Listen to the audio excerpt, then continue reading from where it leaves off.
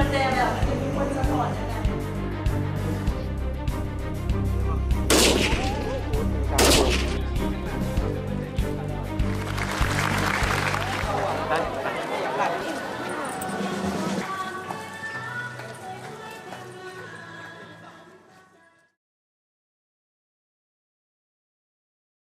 คณะนิติศาสตร์และรัฐศาสตร์เป็นหนึ่งใน11คณะของมหาวิทยาลัยแห่งชาติ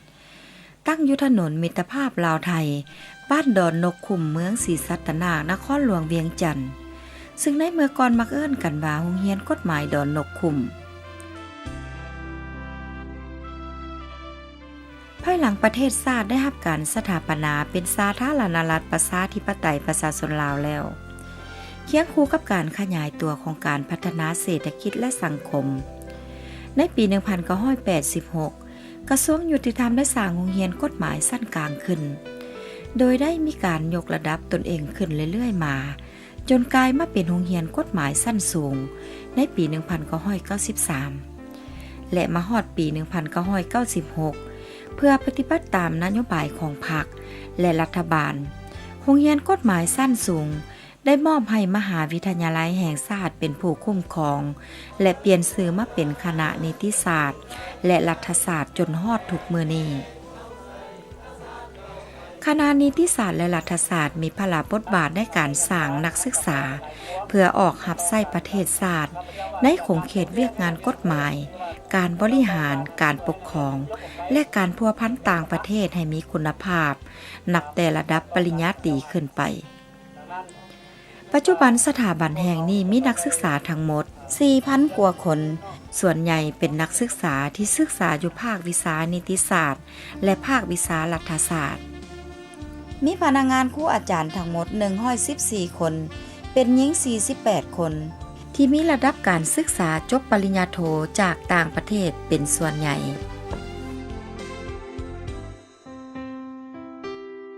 การจัดตั้งของคณะนิติศาสตร์และรัฐศาสตร์ประกอบด้วยคณบดี1ฐานที่รับผิดชอบ4นำรวมและ4นำ4ภาควิชามีห้องคณบดี3ฐานที่แบ่งกันรับผิดชอบ3เวียกงานใหญ่คือเวียกงานฝ่ายวิชาการเวียกงานฝ่ายบริหารเวียกงานฝ่ายกิจกรรมนักศึกษาและพัวพันต่างประเทศซึ่งถัดลงมาก็มี5แผนกการที่ขึ้นกับแผนกค้นคว้าวิทยาศาสตร์เฮ็ดหน้าที่ค้นคว้าด้านวิทยาศาสตร์และค้นคว้าหลังปริญญาตรีพัฒนาความรู้ความสามารถให้แต่ละภาควิชาและแผนกการต่างๆภายในคณะนับทั้งการพิจารณาหัวข้อวิจัยที่เกี่ยวข้องกับบรรดากฎหมายต่างๆแผนกบริหารวิชาการเป็นเสนาธิการให้แก่คณบดีในเวียกงานบริหารคุ้มครองจัดตั้งปฏิบัติเซ็นรับลงทะเบียนเก็บกำสถิตินักศึกษาเก็บกำคะแนนและออกใบคะแนนให้นักศึกษาที่เรียนจบจัดตั้งการเรียนการสอนและสร้างแผนพัฒนาการเรียนการสอนรวมทั้งติดตามกวดกาประเมินผล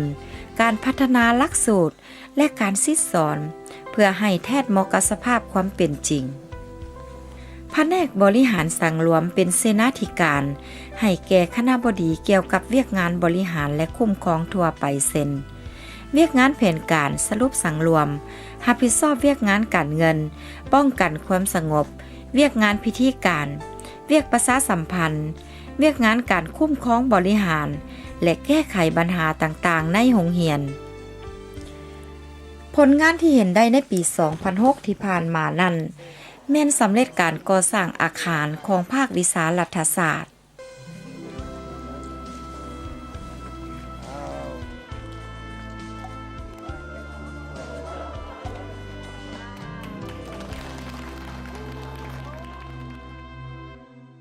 ไปเคียงคู่กับสิ่งอำนวยความสะดวกเหล่านั้นอินเทอร์เน็ตก็แม่นทางเลือกใหม่ที่มีประสิทธิผลสำหรับนักศึกษาเพื่อเพิ่มสมรรถภาพในการค้นคว้าซอกหาข้อมูลข่าวสารซึ่งเป็นศูนย์คอมพิวเตอร์ที่มีการเชื่อมต่อกับเครือข่ายของมหาวิทยาลัยแห่งชาตินับแต่ก่อตั้งคนล.ห้องสมุดก็ได้มีการพัฒนาเรื่อยๆมาปึ้มตำราส่วนใหญ่ได้รับการช่วยเหลือจากโครงการซิดา และได้ให้การบริการแก่นักศึกษาครูอาจารย์ที่กำลังศึกษาค้นคว้าในคนล.ได้ดีพอสมควรแผนกคุ้มครองนักศึกษามีหน้าที่ศึกษาอบรมการเมืองแนวคิดเฮ็ดเวียกคุ้มครองนักศึกษาให้เป็นระเบียบเรียบร้อยเฮ็ดเวียกสวัสดิการ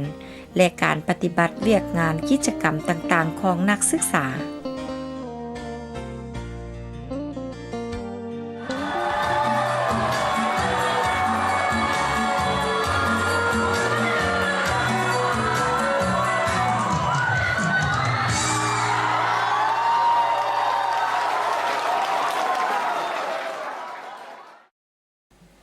ภาคนิติศาสตร์มีพละบทบาทในการพัฒนาความรู้ความสามารถ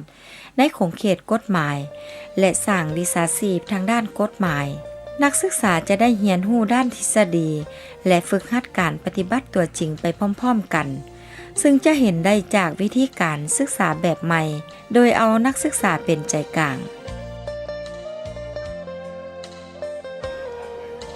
ผู้ชายกับผู้ชาย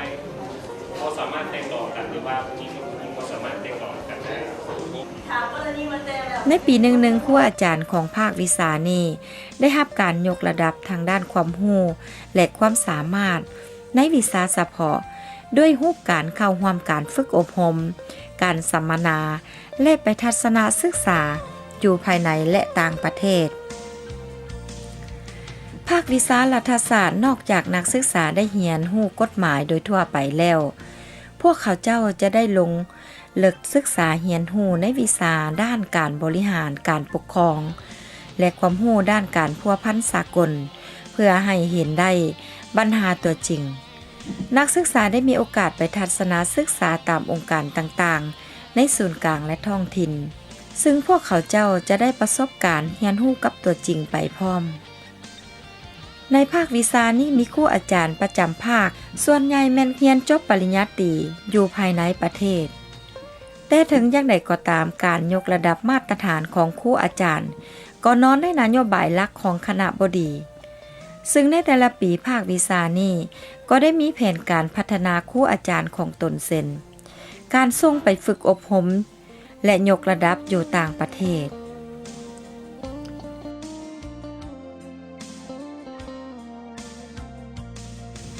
ภาควิชาพัวพันสากลถือว่าเป็นภาควิชาใหม่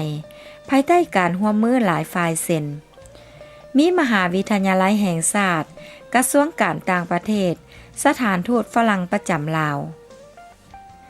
เป้าหมายของภาควิชานี้ก็เพื่อสร้างพนักงานการทูตสนองให้แก่องค์การที่เฮ็ดเวียกในขงเขตการพัวพันกับต่างประเทศและองค์การจัดตั้งสากลภาควิชานี้มีจุดพิเศษที่แตกต่างจากภาควิชาอื่นๆอยู่บอนว่านักศึกษาที่จะเข้าไปเรียนต้องได้ผ่านมาตรฐานที่ทางภาควิชาได้กำหนดไว้เป็นต้นสรีระร่างกายมีสุขภาพที่สมบูรณ์และมีพื้นฐานด้านภาษาต่างประเทศดีพอสมควรภาควิชากฎหมายธุรกิจแม่นภาควิชาใหม่ที่หาก่อสร้างตั้งขึ้นอย่างเป็นทางการในศกปี 2007-2008 แต่ได้เริ่มศึกษาหลักสูตรดังกล่าวนับแต่ศกศึกษา 2006-2007 เป็นต้นมาปรัชญาของหลักสูตรภาควิชากฎหมายธุรกิจคณะนิติศาสตร์และรัฐศาสตร์มุ่งมั่นในการสร้างนักศึกษาให้มีความรู้ความเข้าใจทางด้านทฤษฎีกฎหมายธุรกิจมีความรู้ทางด้านหลักวิชาการในระดับที่แน่นอนและนักศึกษาที่จบออกไปต้องสามารถนำใช้หลักวิชาการดังกล่าวเข้าในการคุ้มครองและบริหารทางด้านเวียกงานธุรกิจให้เข้าสู่ระเบียบหลักการได้เป็นอย่างดีมีจรรยาบรรณและมีน้ำใจหักชาติอันสูงส่งเวียกงานการร่วมมือกับต่างประเทศแม่นนโยบายหนึ่งของรัฐบาลเพื่อปรับปรุงพัฒนาการศึกษาโครงการส่งเสริมการศึกษาทางด้านกฎหมายแม่นโครงการหนึ่งในการร่วมมือระหว่างลาวกับสวีเดนเพื่อพัฒนาหลักสูตรเหนือปริญญาตรีเป็นต้นแม่นหลักสูตรปริญญาโทวิชากฎหมายคณะนิติศาสตร์และรัฐศาสตร์ของลาวได้มีการร่วมมือกับคณะนิติศาสตร์และรัฐศาสตร์ของประเทศเวียดนาม การร่วมมือกับมหาวิทยาลัยที่ใช้ภาษาฝรั่งได้สร้างเงื่อนไขให้นักศึกษาลาวเรียนกฎหมายเป็นภาษาและสามารถไปเรียนต่อที่ประเทศฝรั่งในปีหนึ่งงานพบปะบรรดานักศึกษาได้มีขึ้นในโอกาสที่เหมาะสมอันเป็นการเปิดโอกาสให้บรรดาครูอาจารย์รวมทั้งนักศึกษาในอดีตและปัจจุบันพบปะสังสรรค์กันเพื่อสร้างความสมานสามัคคีกันภายในกลุ่มวิชาชีพอันเดียวกันผ่านระยะ20 ปีนับแต่สถาบันแห่งนี้เป็นโรงเรียนกฎหมายจนกลายมาเป็นคนล.ในปัจจุบันได้มีการผลิตนักศึกษา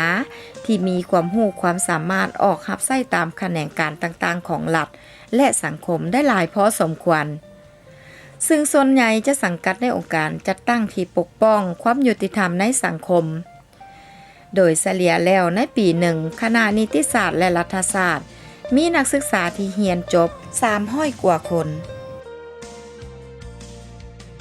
ครับเจ้ารู้สึกว่าความรู้ที่ได้ถ่ายทอดมาจากโรงเรียนกฎหมายหรือว่า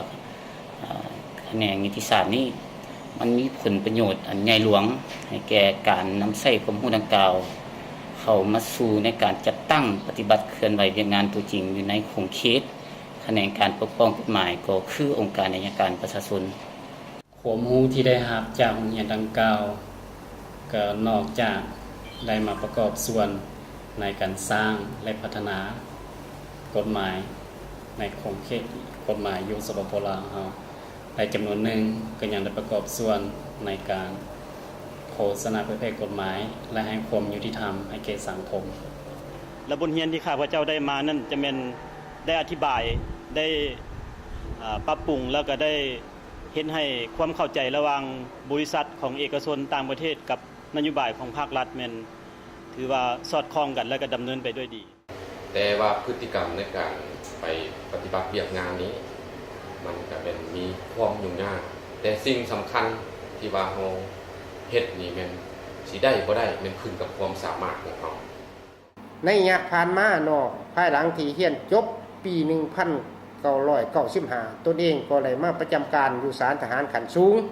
แล้วก็เฮ็ดหน้าที่เป็นผู้พิพากษาประจำอยู่ศาลทหารขั้นสูงเป็นเวลาที่ยาวนานพอสมควรเนาะการพัฒนาเศรษฐกิจสังคมของประเทศเฮานับเมื่อมีการขยายตัวมันมีความจำเป็นที่คณะนิติศาสตร์และรัฐศาสตร์ต้องได้ยกตนเองขึ้นทั้งด้านปริมาณและคุณภาพนโยบายหลักที่ทางคณบดีของสถาบันได้วางออกจะอำนวยความสะดวกในการวางแผนและจัดตั้งปฏิบัติคืออันที่หนึ่งเป็นพวกเราได้เอาใจใส่ว่าการพัฒนาทางด้านหลักสูตรการเรียนการสอนนี้เพราะว่าอยากยกคุณภาพการเรียนการสอนที่ดีมันจะต้องได้มีหลักสูตรที่ดีเนาะมันเป็นแนวทางปฏิบัติการเรียนการสอนเนาะฉะนั้นถ้าว่าหลักสูตรนี้หากดีก็จะส่องแสงให้ว่าการศึกษาก็จะดีเนาะหลักสูตรบ่ดีก็ส่องแสงว่าคุณภาพการศึกษาก็จะบ่ดีดังนั้นพวกเราจึงได้ใส่เรื่องการพัฒนาหลักสูตรนี้อันนั้นก็คือการปรับปรุงทางด้านหลักสูตรและอันที่2เกี่ยวกับการยกระดับคุณภาพนี้พวกเขาก็เห็นว่าปัจจัยที่2ก็คือเรื่องคอร์สครูเนาะเป็นปัจจัยที่สำคัญเกี่ยวกับการยกคุณภาพนี้ดังนั้นถ้าว่าครูดีเนาะครูเก่งก็จะเฮ็ดให้นักเรียนก็จะเรียนดีเรียนเก่งในกลุ่มกันข้ามก็จะเฮ็ดให้ผลของการเรียนบ่ดีดังนั้นระยะผ่านมานี่พวกเขาก็ได้เอาใจใส่การพัฒนาการปรับปรุงคุณภาพของครูเป็นต้นเนี่ยมันได้ส่งครูนี่ไปเรียนระดับปริญญาโทมาถึงปัจจุบันนี่ก็จบมา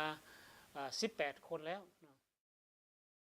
สำหรับบทบาทยิงซ้ายก็แม่นเวียกงานหนึ่งที่คณะนิติศาสตร์และรัฐศาสตร์ถือเป็นกิจกรรมหนึ่งฝึกอบรมเผยแพร่บทบาทยิงซ้ายเพื่อปลูกจิตสำนึกให้นักเรียนนักศึกษาอยู่ในคณะนิติศาสตร์และรัฐศาสตร์ได้เข้าใจถึงสิทธิมนุษย์และความเสมอภาคระหว่างเพศหญิงและเพศชายที่อยู่ร่วมกันอยู่ในสังคม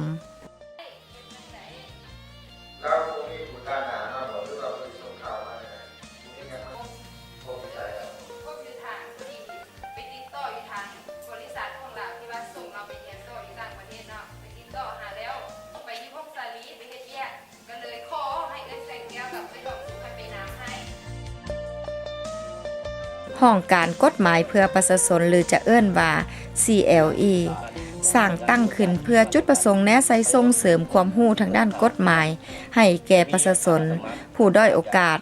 โดยเฉพาะก็แม่นประชาชนในเขตชนบทเพื่อเอาเป็นบ่อนฝึกงานด้านวิชาเฉพาะให้แก่นักศึกษาที่เรียนทางด้านกฎหมายและครูอาจารย์ได้มีประสบการณ์ในการแก้ไขปัญหาของประชาชนที่เกิดขึ้นในสังคมการพัฒนาทรัพยากรมนุษย์เป็นคอกุญแจที่สำคัญต้นต่อในการพัฒนาเศรษฐกิจสังคมซึ่งแม่นยุทธศาสตร์และเป้าหมายหลักของรัฐบาลที่ได้เอาใจใส่คณะนิติศาสตร์และรัฐศาสตร์ก็เป็นโรงเรียนหนึ่งที่สมใส่ในการสร้างทรัพยากรมนุษย์ที่มีมาตรฐานออกรับใช้สังคมซึ่งเป็นสถาบันหนึ่งที่จะเฮ็ดให้สังคมมีความสงบยุติธรรมและศิวิไลซ์